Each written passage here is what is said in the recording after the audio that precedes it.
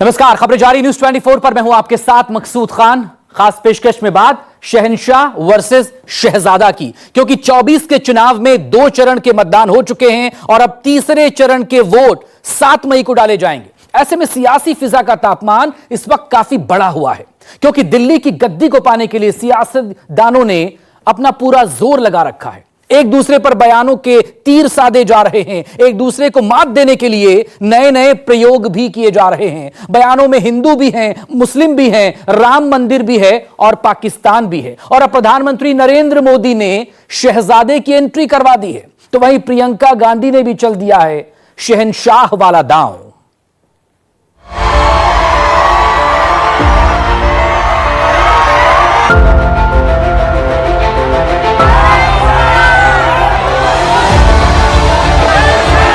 आज पाकिस्तान के नेता कांग्रेस के शहजादे को पीएम बनाने के लिए दुआ कर रहे हैं।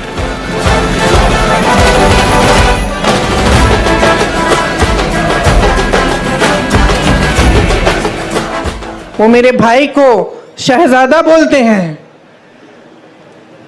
मैं उनको बताना चाहती हूं, ये शहजादे 4000 किलोमीटर पैदल चले हैं। 24 का चुनाव है, सियासत वाला दाव है।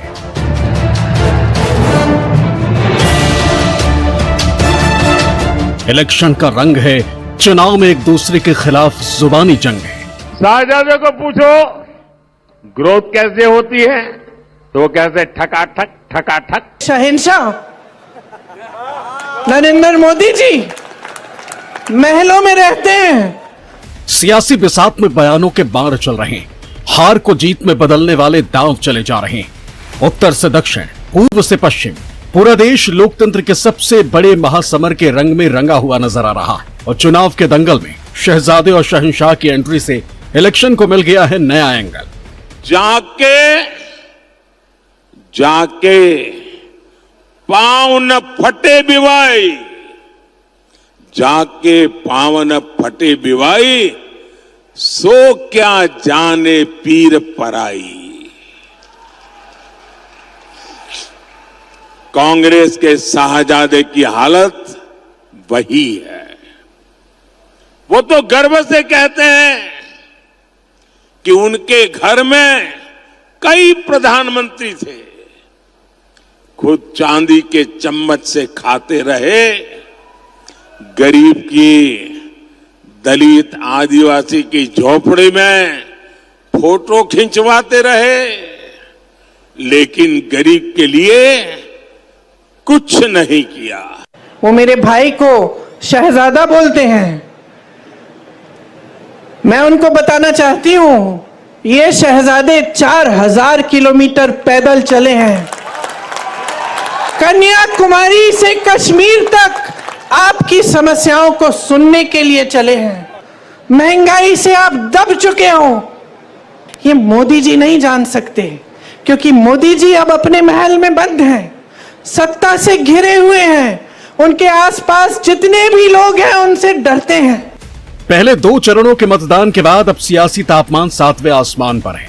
चुनाव का मीटर इतना हाई हो चुका है कि बयानों का मानो ऐसा तूफान आया है कि मानो हर एक नेता इस वक्त शब्दों के फायरिंग मोड में नजर आ रहा है। और 24 के इस कुरुक्षेत्र में सबसे बड़े खिलाड़ी हैं प्रधानमंत्री नरेंद्र मोदी, जो अपने बयानों के बाढ़ से इस चुनाव में हर दिन एक नई लकीर, नया अध्याय लिख रहे हैं।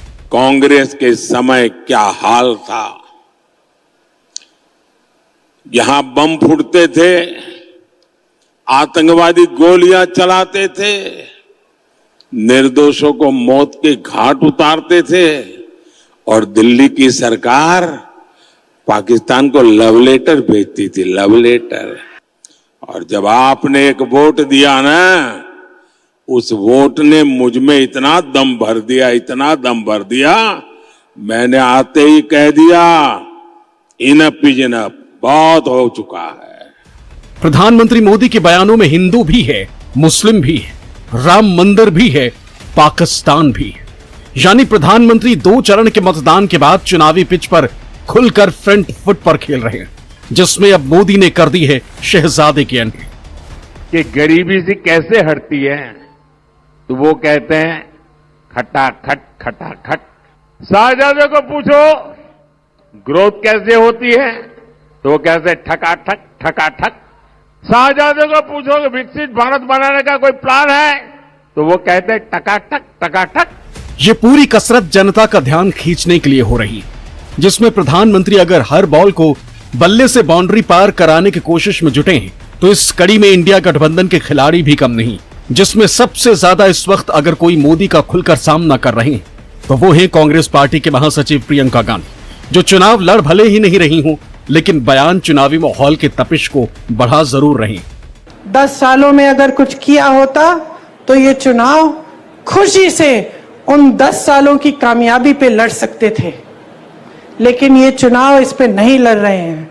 जैसे जैसे चुनाव आगे चला जा रहा है, पहले धर्म की बातें, अब चोरी करने की बातें, पाकिस्तान की बात भी आ गई है। अब जैसे जैसे आगे बढ़ेंगे और ये 1 महीना निकलेगा चुनाव का तो आप देखते रहना। जब से कांग्रेस पार्टी ने अमेठी और रायबरेली की गुत्थी को सुलझाया है तभी से प्रधानमंत्री नरेंद्र मोदी ने रायबरेली से उम्मीदवार बने राहुल गांधी को शहजादा बनाकर एक चुनावी जंग को नया रंग देने की कोशिश की, तो वहीं दूसरी तरफ प्रियंका गांधी भी खुलकर अपने भाई के बचाव में न सिर्फ सामने आकर खड़ी हो गई बल्कि मोदी के शहजादे वाले बयान के काट के लिए उन्होंने शहंशाह वाला पासा फेंक दिया। मैंने पहले ही बता दिया था कि शाहजादे वायनाड में हारने वाले हैं और हार के डर से जैसे ही वायनाड में मतदान समाप्त होगा वो दूसरी सीट खोजने लग जाएंगे और अब दूसरी सीट पर भी उनके सारे चेले चपाटे कह रहे थे अमेठी आएंगे अमेठी आएंगे, लेकिन अमेठी से भी इतना डर गए, इतने डर गए, वहां से भागकर अब रायबरेली में खोज रहे हैं रास्ता। शहंशाह नरेंद्र मोदी जी महलों में रहते हैं, आपने कभी टीवी पे उनका चेहरा देखा है? एकदम साफ सुथरा सफेद कुर्ता, एक दाग नहीं है धूल का, एक बाल इधर से उधर नहीं हो रहा है। वो कैसे समझ पाएंगे आपकी मजदूरी, आपकी खेती, कैसे समझ पाएंगे?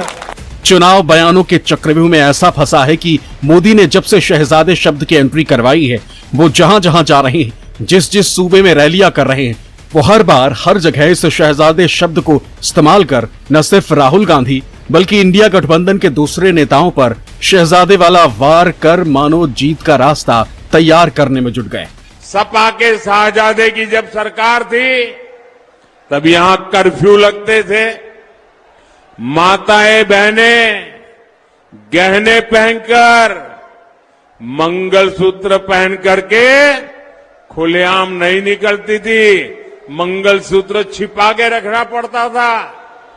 और कांग्रेस के शहजादे अब एक्सरे मशीन लगाकर ये जो स्त्री धन है उसको भी, मंगलसूत्र को भी छीनने की घोषणा कर रहे हैं। जैसे एक शहजादे दिल्ली में है वैसे ही एक शहजादे पटना में भी है। एक शहजादे ने बचपन से पूरे देश को और दूसरे शहजादे ने पूरे बिहार को अपनी जागीर समझा है। इन दोनों शहजादों के रिपोर्ट कार्ड एक जैसे ही हैं। इनके रिपोर्ट कार्ड में सिवाय घोटालों और बेलगाम कानून व्यवस्था के सिवाय कुछ भी नहीं है। जैसे जैसे चुनाव आगे बढ़ रहा है नए नए बयान न सिर्फ दस्तक दे रहे हैं बल्कि चुनाव का समीकरण से लेकर एंगल तक बदलने में जुट गए, क्योंकि मोदी ने राहुल पर निशाना साधा है तो गृह मंत्री अमित शाह ने इंडिया गठबंधन की तुलना औरंगजेब फैन क्लब से कर दी, यानी अब चुनाव में औरंगजेब की भी एंट्री हो चुकी है। ये इंडी अलायंस जो है एक प्रकार से औरंगजेब फैन क्लब बन गई अब सिंधु दुर्ग रत्नागिरी वालों को तय करना है कि मोदी जी के साथ जाना है या औरंगजेब फैन क्लब के साथ जाना है। एक गठबंधन गठबंधन इंडी अलायंस चुनाव लड़ रहा है। इनके साहजादे राहुल बाबा ने चुनाव की शुरुआत भारत जोड़ो यात्रा से की थी, मगर मैं आज बरेली में कहकर जाता हूं, शुरुआत भारत जोड़ो यात्रा से की थी। 4 जून के बाद कांग्रेस ढूंढो यात्रा से इसका समापन होने वाला है। भाजपा से सिर्फ नरेंद्र मोदी या फिर अमित शाह ही नहीं, बल्कि मंडी से प्रत्याशी बनी कंगना रनौत भी अपने बयानों की वजह से खूब चर्चा में है। कंगना राहुल से लेकर अखिलेश और मंडी से कांग्रेस के उम्मीदवार बने विक्रमादित्य सिंह तक पर एक लाइन से हमला कर रही। ये शहजादों की पार्टी है। कहा एक तपस्वी, एक योगी मोदी जी जो गरीब माँ के बेटे हैं, कैसे कैसे हालातों से गुजर के उस माता ने उनको पाला है। और एक ये बिगड़े हुए शहजादे हैं, चाहे जो दिल्ली में है या चाहे यूपी के अखिलेश यादव है या तो यहाँ के। इनको राजनीतिक विरासत मिली है और ये भारतवर्ष को अपनी पुश्तैनी जायदाद समझते हैं। नहीं तो क्या कारण होगा कि एक विश्व की सबसे बड़ी पार्टी एक प्रत्याशी को अनाउंस करती है और आपको उसके लिए कोई सम्मान नहीं है।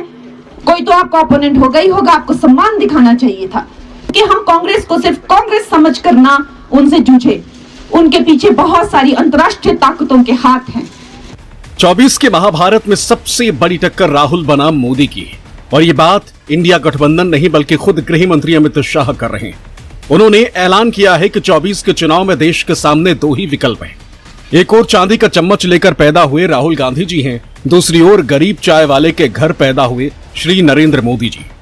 एक और चांदी का चम्मच लेकर पैदा हुए राहुल गांधी जी है और दूसरी ओर गरीब चाय बेचने के वाले के घर पर पैदा हुए नरेंद्र मोदी है। ये दोनों के बीच में तय कर। सियासत में परिवारवाद को बीजेपी ने अहम मुद्दा बना रखा है, इसीलिए अब वो चुनाव प्रचार करने बिहार पहुंचे तो उन्होंने 400 कमीशन पर 40 सीटों वाले बिहार में लालू परिवार को निशाने पर ले लिया। तो वहीं बिहार में अगर कोई मोदी का सामना डटकर कर रहा है तो वो लालू के बेटे तेजस्वी कर रहे हैं। कांग्रेस लगी हुई है कि ओबीसी कोटे को कम करके धर्म के आधार पर उसमें से डाका डाल के मुसलमानों को आरक्षण दे दिया जाए। दलितों के आरक्षण में से डाका डालो, आदिवासियों के आरक्षण में से डाका डालो और कांग्रेस की साजिश में आरजेडी भी कंधे से कंधा मिलाकर चल रही है। हम तो कह रहे थे डोनाल्ड ट्रंप और पुतिन को भी ले आते हैं। देखिए पूरा बीजेपी के लोग जो है डिप्रेशन में हैं और यहाँ एक गाना था सुन भाई सुन, तो सुन भाई सुन देश की धुन ऑन 4 जून इंडिया गठबंधन इज कमिंग। तो हम लोगों की सरकार जो है वो बनने जा रही है। नेताओं के बयानों को देखकर लगता है कि इस बार का चुनाव बयानों के दम पर ही जीतने की तैयारी चल रही है, क्योंकि चुनाव के शोर में पाकिस्तान से लेकर हिंदू मुसलमान, औरंगजेब से लेकर शहजादे, शहंशाह, हर किसी की चर्चा हो रही है। मंच से बयानों के बाढ़ चल रहे हैं तो उनकी काट भी बयानों से ही ढूंढी जा रही है, जबकि महंगाई, बेरोजगारी, बिजली, पानी, किसानों के मुद्दे पहले 2 चरणों में रेस से बाहर हो चुके हैं। ऐसे में सवाल यह है कि जब दूसरे चरण के बाद ही बयान इतने हावी हैं तो 7वें चरण तक पहुंचते पहुंचते क्या होगा। Bureau report, news 24। Co-powered by